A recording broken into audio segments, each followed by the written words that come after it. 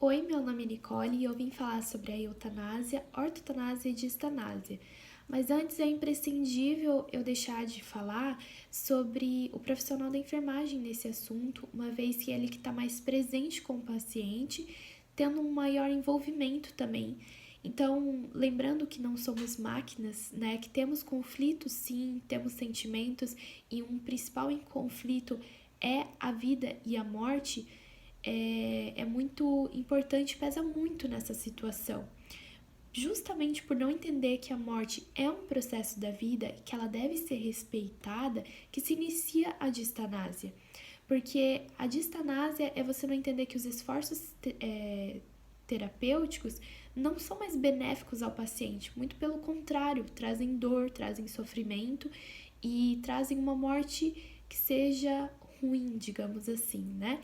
E então, por exemplo, a aplicação do LET, que é a limitação dos esforços terapêuticos, para entender que os tratamentos são fúteis. Então, deve ser respeitada essa morte e deve ser aplicada tratamentos que não sejam invasivos, que não tentem retornar uma coisa que é irreversível, que seja a morte. Nesse assunto, se iniciou a eutanásia, ou seja, tentar dar uma morte mais digna e mais humana, sem sofrimento ao paciente. Então, por exemplo, assim, quando se aplica uma medicação para diminuir a dor e o sofrimento do paciente, sabendo que isso vai acarretar a morte, ou justamente o contrário, quando não se aplica uma medicação sabendo que essa medicação traria dor, mesmo sabendo que isso vai trazer a morte do paciente, né? Ou, por fim, quando o paciente assina termos de conscientização e pede para que encerre o ciclo, ou seja, que utilize medicamentos ou maneiras que traga a morte dele antes de ter esse sofrimento.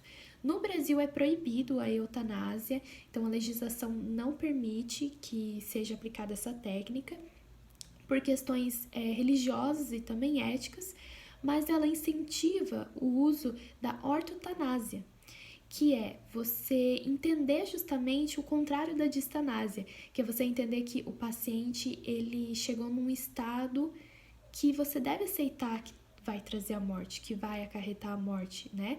Que o tempo vai trazer. Então é você usar métodos paliativos para que ele não sinta dor nesse processo, para que ele não seja um processo ruim, um processo que traga sofrimento.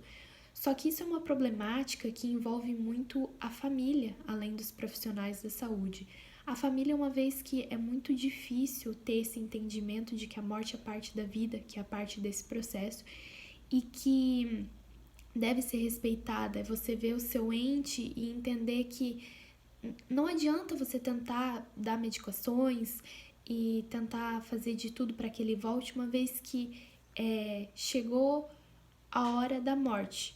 E entender que se tentar reverter uma coisa, que no caso dessa situação que é irreversível, vai trazer dor para ele, vai ser ruim para ele.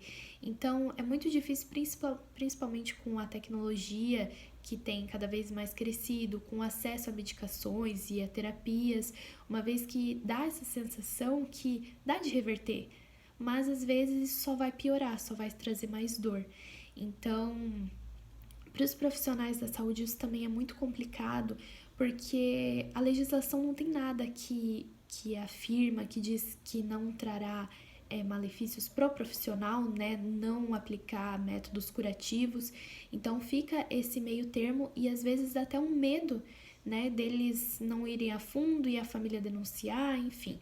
Então dá de se perceber que tem muito que mudar ainda nesse assunto e é um assunto muito importante, uma vez que envolve uma razão humana, né, envolve um sentimento humano que é a vida e a morte.